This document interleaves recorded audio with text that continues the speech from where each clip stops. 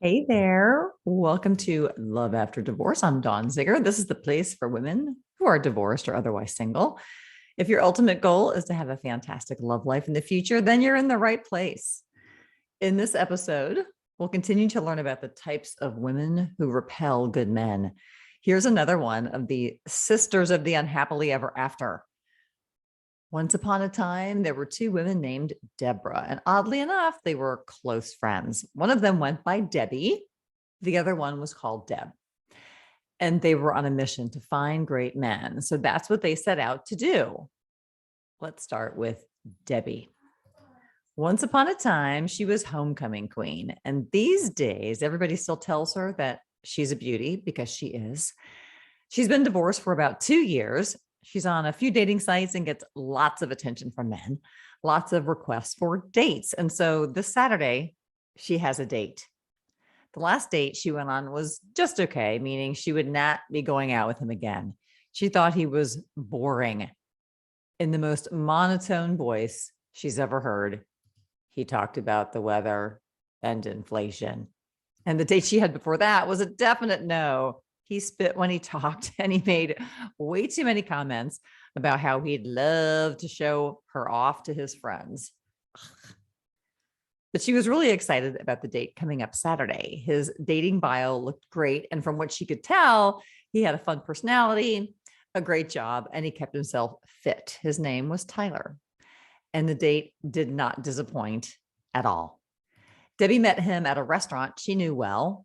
And wow, he was taller and more fit than what she'd anticipated. He was one of those guys who commanded attention when he walked into a room. And like I said, the date did not disappoint. Everything felt easy. Conversation flowed. He was so kind to the staff. He was complimentary of her. He was super engaged with his life, and she loved his passion for the nonprofit he worked for. He beamed when he talked about what he called his mission in life. Tyler worked for an organization that did revolutionary things to take care of the homeless population in their city. He literally raised millions of dollars to get people out of tents and into tiny homes. And besides that, he recruited all sorts of healthcare providers to make sure these folks were also getting the mental and physical help they needed. In fact, he was so awesome, she was surprised he was single. And it sounds like he and his ex had a very amicable divorce. So after about an hour and a half at the restaurant, they gave each other a hug and went their separate ways. He immediately texted her and thanked her for the date and asked if she was available for date number 2 the following weekend.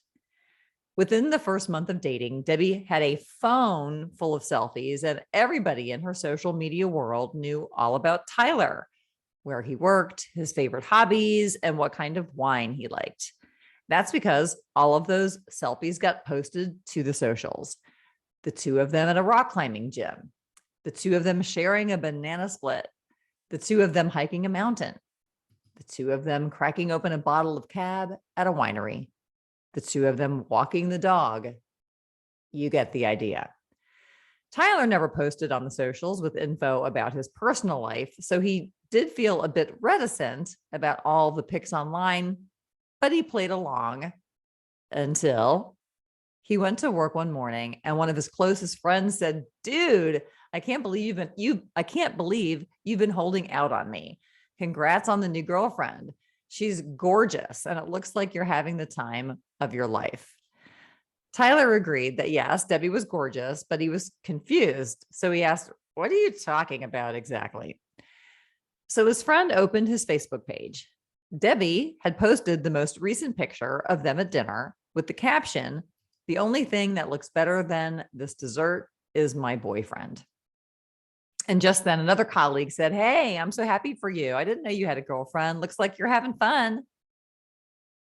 And that, my friends, was the last picture Debbie ever posted with Tyler, because that was the day he broke it off with Debbie. And now let's talk about another Deborah. Once upon a time, there was a woman they called Deb. It was relatively easy for her to find men to go on dates with. Her dating bio was very entertaining, and she told stories about her travel adventures, and her pictures were great. She had all the pics: a headshot, a full body shot, an adventure shot, a picture with a few friends, and one of her and her dog. And she also went on a first date that went really well. His name was Mike, and she could tell he was a keeper. He had an easy laugh, and she could tell he didn't take himself too seriously, and she loved that. He and his parents owned a sign shop, and it seemed like everybody in the community loved them. Their business sponsored a bunch of the kids' soccer teams in town, and he and his parents did a lot of volunteering and donating to charities in town. He was one of those guys who had his shit together. Even in the restaurant where they had their first date, she could tell he was popular in the nicest way. People who worked at the restaurant and other people eating there seemed genuinely happy to see him. So they're on their first date. And when they started talking about their favorite things to do, he told her about how he'd gotten into blacksmithing in recent years, so much so that he and a friend set up a forge in his backyard. He showed her a few pics of the things he had made. He was extremely proud of one of the swords he made because it took him 6 months to get it right. And then Deb told him info about her favorite thing to do, travel. She showed Mike some pics from her most recent cruise. She liked to take music-themed cruises and told him about how excited she was for 2 cruises she'd be doing back to back.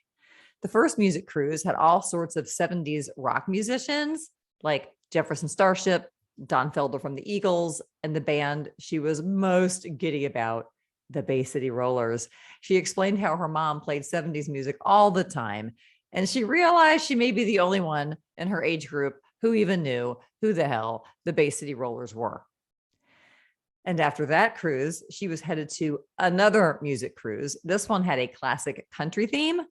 On board, she'd see artists like Randy Owen, Pam Tillis, and the Oak Ridge Boys. Needless to say, she was super excited because music was her thing, the thing that brought her joy. And combine music with travel, double joy. So it was a super fun first date. So they went on a second date to the bowling alley. They both loved the shoes and the bumper guards. While they were bowling, Mike told Deb about an upcoming event called Soccer Palooza. It's an event that lasts for 5 days straight, and it's a highlight of the year for the kids who play soccer, their parents, the coaches, and the businesses who financially support the teams. So since Mike and his family business support a few of the teams, it's a big deal for them. They love seeing everybody at the events. There are soccer games, trophies, bouncy houses, 3-legged races, and demonstrations from professional soccer players. Local vendors of athletic equipment set up displays, and recruiters from pro teams come out and watch the games. And one of the best parts is the food. There are food trucks with just about anything you'd want to eat. The pierogies to die for. Needless to say, Mike was really excited about it. Deb said she'd love to go, but it was happening during one of her cruises. Then he said, well, on the bright side, it's great that we both have fun things to look forward to. So before this bowling date ended, Mike told Deb that the next 2 weeks were going to be super busy for him and asked Deb to be patient with him while he managed the seasonal rush at the sign shop, got through the end of soccer season, and prepped for Soccer Palooza. So they agreed to keep in touch via text and that they'd see each other in a few weeks. The next day, Mike was at work at the sign shop, and Deb showed up with an apple pie. She knew it was his fave. He was surprised to see her and was really busy, so he gave her a quick smile and a thank you, and Deb went on her way. 2 days after that, Deb surprised Mike by showing up at one of the soccer games for one of the teams he sponsored. He was deep in conversation with the coach when he noticed Deb sitting in the stands. He was surprised as they agreed they'd hang out in a few weeks, so he just gave her a quick wave and went over for a quick hello. Over the next 10 days or so, she sent him about 5 texts a day, and he politely responded at the end of each day. He wasn't a huge fan of texting, and the messages she sent were often about non-important things. And she would sometimes write, I really miss you and can't wait to see you again. He thought that was a bit too much since they'd only been on 2 dates, but he figured he'd see how it played out. So while he was getting things done at work And with soccer for those few weeks, she did some things that again felt like a bit too much. One night he got home from work and there was a package on his doorstep from her, a care package. It had water bottles, snacks, a ball cap, and a card. He thought it was sweet, but also a bit off. So the 2 weeks of soccer and work stress were over. So he figured he'd be a man of his word and set up a date. They met the next day at an outdoor cafe. Deb asked him all about how the plans were coming for Soccer Palooza. And she said, I have a surprise for you. So Mike told Deb all about the event and then said, so what's the surprise? Did you win a free music cruise or the lottery? To that, Deb said, nope. The surprise is I'm not going on my 2 cruises. I canceled them. I'm going to be here with you for Soccer Palooza. I have completely cleared my schedule. And that, my friends, was the last date Deb had with Mike. And can you guess what these Debras are called? Desperate Debbie. And Desperate Debbies are sure to repel good men. And guess what? Many of us who are looking for love can relate, me included.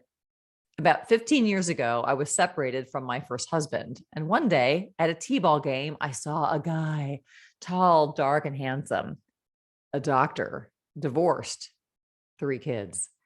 And we got to know each other over the course of one summer. I was convinced he was the answer to my prayers. He was perfect. Our kids got along. He was smart and funny. He had a big house. I was in grad school and I thought the future looked bright. I figured I could just replace my first husband with him. We'd be a blended family, just like the Brady Bunch. He could go to work and play doctor, and I could finish grad school and be the best mom and stepmom ever. Long story short, it didn't work out. He was not a good guy. He ghosted me. I cried for 4 months, and then I had a heart attack. A heart attack that may have been prevented if I hadn't acted like such a desperate Debbie. Looking back, I can see it all. We hung out 5 days a week. He never set up an actual date with me. I just let him show up whenever it was convenient for him. If he got off a shift at the hospital at 11 o'clock at night and texted me, I'd meet him at Subway for dinner. I was always available. I waited by the phone for every text. I even showed up at his house and left a funny gift on his porch. I was so desperate. When I look back, I think, ugh. And although he was not a good guy, the actions taken by me would have repelled a good guy. Great guys don't like desperate Debbies. They like women who also have their shit together. Not perfection, standards. Good men like women with standards. Standards for behavior. And learning the skills to develop standards is what I'm here for. I finally got out of desperate mode and found a great man. All I had to do was develop skills I didn't have before. And I can help you too. Don't let the great guys get away. Just because you're doing something wrong, that can be fixed. Don't repel good men. My job is to help you identify what you're doing wrong, and then we fix it. And like I've said before, I'm a dating and relationship coach that does things differently. I don't just tell you what to wear or what dating apps to use or how quickly you should answer a text. Of course, all of that stuff comes up, but you already know that you can have a great look, a great job, a great dating profile, and the perfect house, yet still end up in a relationship with a frog. Before you get to the perfect outfit part, we do the important work of gaining the actual skills you need to attract good men. We sniff out and transform any of the sisters of the unhappily ever after that are screwing up your love life. There are plenty of great guys out there. Think of yourself like a magnet. You are either attracting great guys or repelling them. Attracting good men is a lot more fun. And if you need help, set up a free chat with me. We can diagnose which sister or sisters are keeping you from getting the man of your dreams. It's time for a love life do-over. Until next time, when we introduce another one of these sisters, I'm Dawn Ziegler, and this is Love After Divorce.